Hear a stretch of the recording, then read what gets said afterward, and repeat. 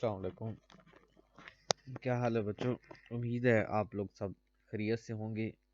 आज हम chemistry class 9th new book 2025 उसका चैप्टर नंबर 11 की exercise constructed response question solve करेंगे। क्वेश्चन नंबर 1 देखते हैं बेटा। क्वेश्चन नंबर 1 है, why do alkanes show little reactivity towards other reagents? Alkanes दूसरे केमियाई मादे, रिएजेंट्स मीन्स दूसरे केमियाई मादों के साथ बहुत कम रद्दअमल दिखाता है, क्यों? स्टैंडर्ड आंसर, बेशक बच्चे ये लिखना चाहें या ये लिखना चाहें, दोनों में से आप जो मर्जी लिखें, आपको इंशाल्लाह 2 नंबर पूरे ही मिलेंगे। इसमें आप टेंशन ना लें कि हम ये आंसर याद करें या ये, दोनों में मेन पॉइंट ही आपने लिखने होते हैं। तो स्टैंडर्ड आंसर यहाँ से लिखेंगे, alkanes contain strong carbon carbon and carbon hydrogen bonds. Alkanes में कार्बन कार्बन और कार्बन हाइड्रोजन की मजबूत बंदिश होती है। एंड आर नॉन पोलर, और ये नॉन पोलर होते हैं अल्केन्स इन नेचर। देयरफॉर, इसलिए they are chemical stable and show very low reactivity. इस वजह से ये कीमियाई तौर पर स्टेबल होते हैं और बहुत कम रद्द-ए-अमल दिखाते हैं। भाई जो स्टेबल है तो वो किसी के साथ रिएक्शन क्यों करेगा जब वो पहले से ही स्टेबल है, तो फिर बहुत कम रद्द-ए-अमल दिखाते हैं। अब स्ट्रॉन्ग बॉन्ड, बेटा अल्केन्स में सिर्फ एक सिंगल बॉन्ड होता है जिन्हें सिग्मा बॉन्ड कहते हैं। कार्बन कार्बन कार्बन हाइड्रोजन के दरमियान ये बॉन्ड बहुत मजबूत होता है। इन्हें तोड़ने के लिए बहुत ज़्यादा एनर्जी की ज़रूरत होती है। अब नॉन पोलर नेचर में तो कार्बन और हाइड्रोजन की, अब नॉन पोलर किसको कहते हैं बेटा? बेटा कार्बन और हाइड्रोजन की इलेक्ट्रोनेगेटिविटी में बहुत कम फर्क है। याद रखें, केमिस्ट्री में रूल है कि अगर दो एटम्स के दरमियान इलेक्ट्रोनेगेटिविटी का फर्क 0.5 से कम आए तो हम कहते हैं वो बॉन्ड नॉन पोलर है। देखिए कार्बन और हाइड्रोजन बॉन्ड जो है, इसमें आप इलेक्ट्रोनेगेटिविटी देखें तो कार्बन की इलेक्ट्रोनेगेटिविटी तकरीबन 2.55 होती है बेटा, और हाइड्रोजन की इलेक्ट्रोनेगेटिविटी 2.2 होती है। आप 2.55 को आप माइनस करें 2.2 से, तो फर्क तकरीबन 0.4 का आ रहा है, जो कि 0.5 से कम है। और 0.5 से अगर कम होगा फर्क तो हम कहते हैं जी ये नॉन पोलर है। तो नॉन पोलर होने की वजह से इलेक्ट्रॉन का ये जो जोड़ा है ये बराबर शेयर होता है और कोई पॉजिटिव या नेगेटिव चार्ज पैदा नहीं होता, क्योंकि बेटा दूसरे केमिकल्स को रिएक्शन करने के लिए पॉजिटिव या नेगेटिव चार्ज की ज़रूरत होती है, और अल्केन्स पर ऐसा कुछ नहीं होता क्योंकि ये नॉन पोलर होते हैं, इसलिए वो जल्दी रिएक्शन नहीं करते। इस आंसर को आपने अच्छे से बेटा समझ लेना है। आउटस्टैंडिंग आंसर, इसी क्वेश्चन का आउटस्टैंडिंग आंसर बेटा लिख, अल्केन्स आर पैराफिन्स। अल्केन्स को पैराफिन कहा जाता है, जिसका मतलब है which means they have little affinity for reactions, जिसका मतलब है कम रिएक्शन करने वाले या कम कीमियाई रोबत वाले।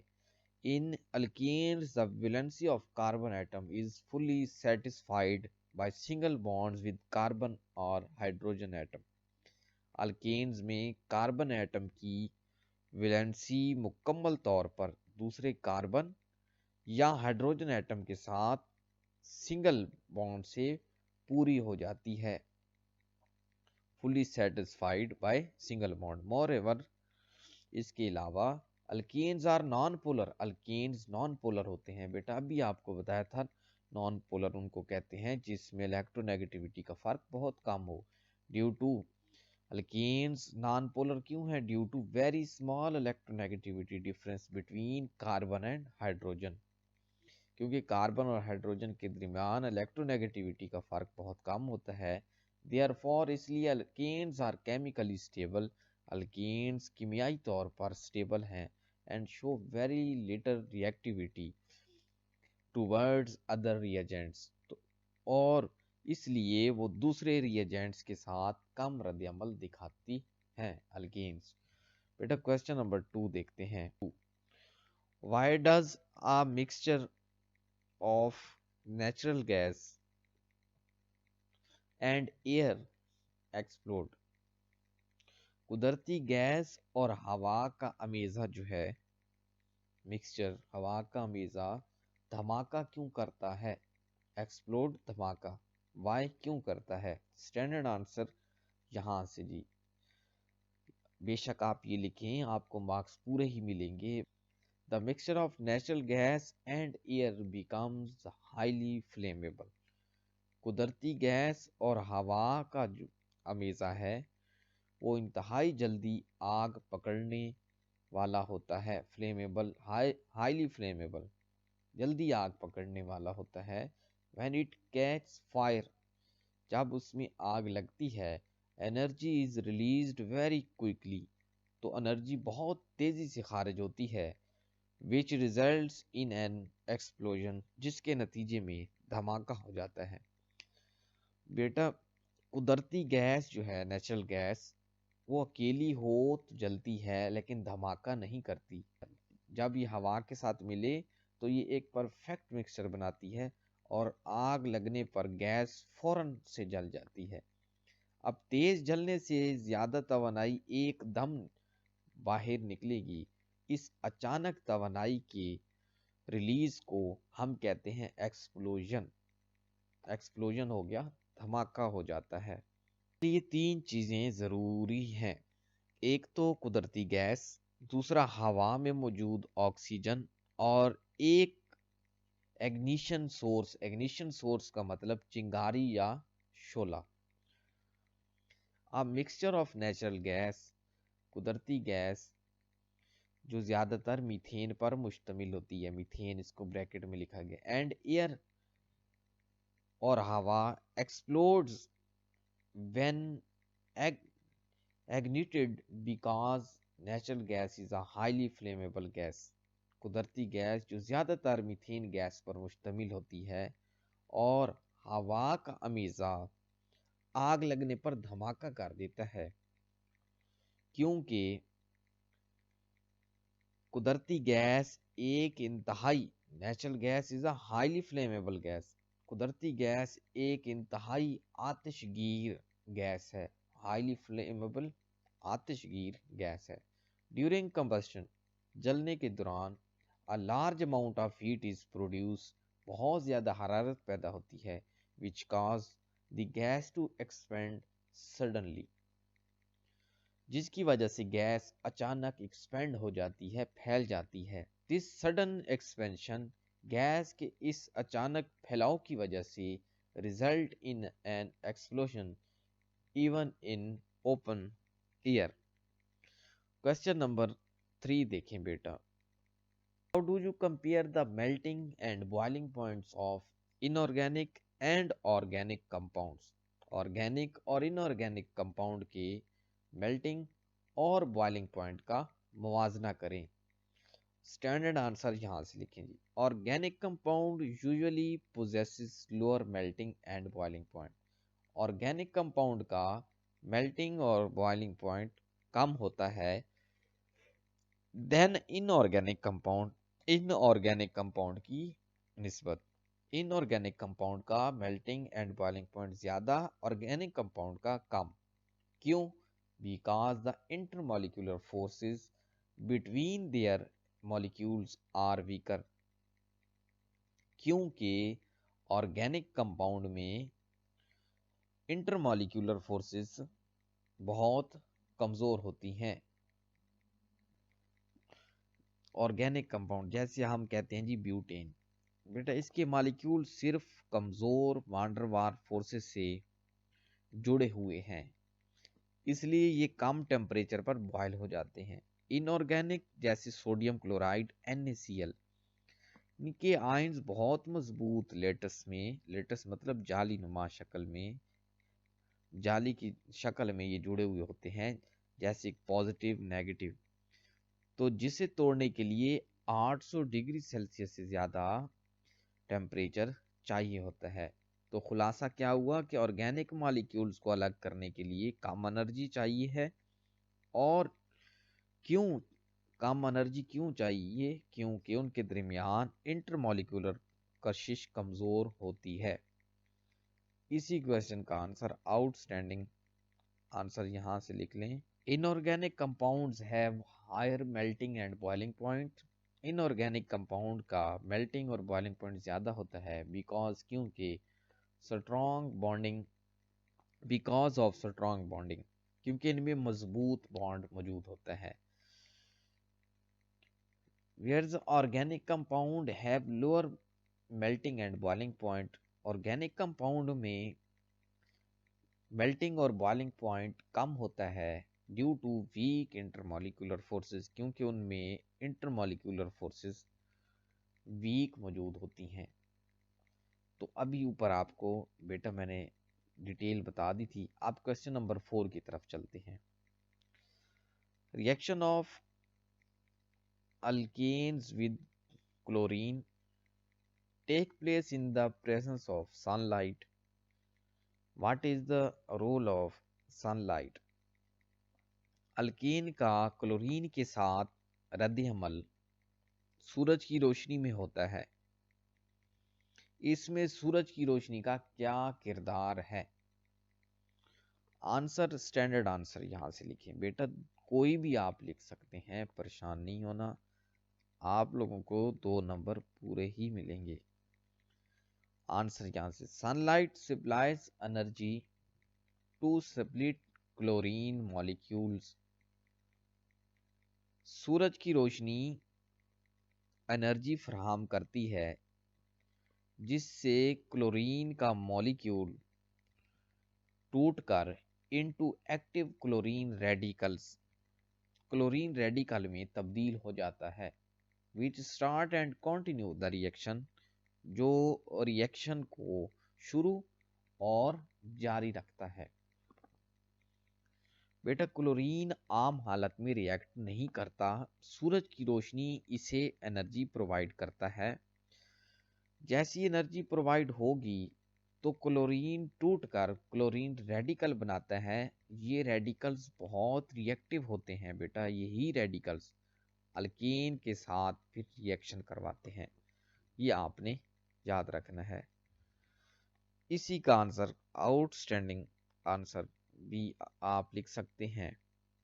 Sunlight provides energy to the reaction. सूरज की रोशनी रिएक्शन को एनर्जी फराहम करती है। This energy breaks the chlorine molecule into chlorine free radicals. ये एनर्जी क्लोरीन के मॉलिक्यूल को तोड़कर आज़ाद क्लोरीन रेडिकल बनाती है। These free radical are highly reactive. ये रेडिकल्स बहुत ज़्यादा रद्द अमल करने वाले होते हैं। And initiate the reactions of chlorine with alkanes, और अल्केन के साथ रद्द अमल शुरू कराते हैं। क्वेश्चन नंबर 5 देखते हैं। How do you compare the boiling point of n butane with isobutane? N butane और आइसोब्यूटेन के बॉइलिंग पॉइंट का मुवाजना करें। स्टैंडर्ड आंसर यहां से लिखें जी। N butane has a higher boiling point than isobutane. N butane का नॉर्मल ब्यूटेन का बॉइलिंग पॉइंट ज़्यादा होता है आइसोब्यूटेन की निस्बत, क्योंकि जो एन ब्यूटेन है इट्स स्ट्रेट चेन स्ट्रक्चर, इसके सीधी साख्त की वजह से इसका स्ट्रक्चर कैसा है? Straight. Produce stronger van der Waals forces, इसमें वंडरवाल फोर्सेस मजबूत होती हैं than the branch structure of isobutane. Isobutane की ब्रांच स्ट्रक्चर के निस्बत भाई एन ब्यूटेन का बॉइलिंग पॉइंट ज्यादा होता है, क्योंकि इसका स्ट्रक्चर स्ट्रेट होता है, इसमें वांडरवाल फोर्सेस स्ट्रॉन्ग है, और आइसोब्यूटेन का जो स्ट्रक्चर है वो है ब्रांच, तो इस वजह से इनका बॉइलिंग पॉइंट कम होगा। अब मैं आपको समझाता हूँ बेटा कि यहाँ पे क्या लिखा हुआ है। नॉर्मल ब्यूटेन की का जो स्ट्रक्चर है वो एक सीधी लाइन स्ट्रेट चेन की तरह होता है बच्चों। इस वजह से इसके मॉलिक्यूल्स एक दूसरे के साथ साथ बहुत ज्यादा करीब और बेहतर तरीके से जुड़े होते हैं। इस करीबी मिलाप की वजह से अब इनके दरमियान मौजूद जो वांडरवाल फोर्सेस होती हैं बेटा वो बहुत ज्यादा मजबूत हो जाती हैं। आइसोब्यूटेन का जो स्ट्रक्चर है वो ब्रांच शाखदार होता है, इसके मॉलिक्यूल ज्यादा बेहतर तरीके से एक दूसरे के करीब नहीं होते। नतीजा क्या होता है कि आइसोब्यूटेन में वो वांडरवाल फोर्सेस वीक होती हैं, तो इस वजह से एन ब्यूटेन का बॉइलिंग पॉइंट ज्यादा है। एन ब्यूटेन का वैसे आप लिख भी सकते हैं एंड पे, यहाँ पे आखिर में एन ब्यूटेन का जो बॉइलिंग पॉइंट है बेटा, एन ब्यूटेन का बॉइलिंग पॉइंट वो है -0.5 डिग्री सेल्सियस, और आइसोब्यूटेन का है -11.7 डिग्री सेल्सियस। आउटस्टैंडिंग आंसर यहाँ से लिखिए आप। The boiling point of n butane is higher than that of isobutane. N butane का बॉइलिंग पॉइंट आइसोब्यूटेन से ज्यादा होता है। This is because n butane has a straight chain structure which produce stronger intermolecular van der Waals forces. Butane has a branch structure, isobutane का structure शाखदार होता है, branched होता है, so it has weaker forces and a lower boiling point, इसलिए इसमें forces कमजोर होती हैं और बॉइलिंग पॉइंट कम होता है। अब देखते हैं question number 6। Question number 6 last question बेटा। Why are organic compounds not generally soluble in water? Organic compound आमतौर पर पानी में हल क्यों नहीं होते? स्टैंडर्ड आंसर यहाँ से आप लोग लिखें बेटा। Organic compound are mostly non polar. Organic compound हमने ऊपर पढ़ा है कि नॉन पोलर होते हैं। नॉन पोलर उनको कहते हैं जिनमें इलेक्ट्रोनेगेटिविटी का फर्क 0.5 से कम हो। ऑर्गेनिक कंपाउंड नॉन पोलर है। वेयर वाटर इज पोलर, और पानी है पोलर, तो नॉन पोलर पोलर में हल नहीं होगा। According to the like dissolve like rule, like dissolve like rule के मुताबिक non polar substance do not dissolve easily in water. Like dissolve like के कानून के मुताबिक, उस असूल के मुताबिक नॉन पोलर सब्सटेंस पानी में हल नहीं होते। लाइक के पानी पोलर है और ऑर्गेनिक नॉन पोलर है, इसलिए दोनों आपस में अच्छे से मिक्स नहीं होते। वाटर मॉलिक्यूल्स आपस में इतनी मजबूती से जुड़े हुए होते हैं हाइड्रोजन बॉन्डिंग की वजह से कि वो नॉन पोलर सब्सटेंस को अपने अंदर जगह नहीं देते। इसलिए ये जो ऑयल है ये नॉन पोलर है, और ये पानी पोलर में तैरता है, डिजॉल्व नहीं होता, उसमें हल नहीं होता। आंसर आउटस्टैंडिंग आंसर देख लें। Organic compound are generally non polar. Organic compound अमूमन नॉन पोलर होते हैं। Where water is polar solvent, जबकि पानी एक पोलर है, सॉल्वेंट है। Due to weak attraction between organic compound and water molecules. Organic compound और पानी की मॉलिक्यूल्स के दरमियान कशिश कम होती है। They do not dissolve in water, तो इसलिए ये पानी में हल नहीं होते। According to the rule like dissolve like, like dissolve like के असूल के मुताबिक कि वो अपने ही जैसों को अपने अंदर हल करता है, तो non polar substance do not dissolve in polar solvent like water.